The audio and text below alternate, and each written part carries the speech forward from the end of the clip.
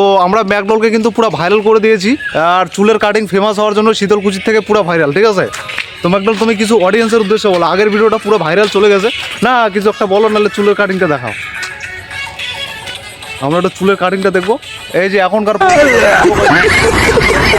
করে এই দেখো একদম কোবরা কাটিং, শীতলকুচির ফেমাস চুল। এটা কত নিচে তোমার হেয়ার কাটটা? এটা 450। 450 টাকার জন্য স্ট্রেট করে নেয়, কিন্তু দেখো চুলটা একদম তেরে। নাম কি কাটিং, এটা নাম কি?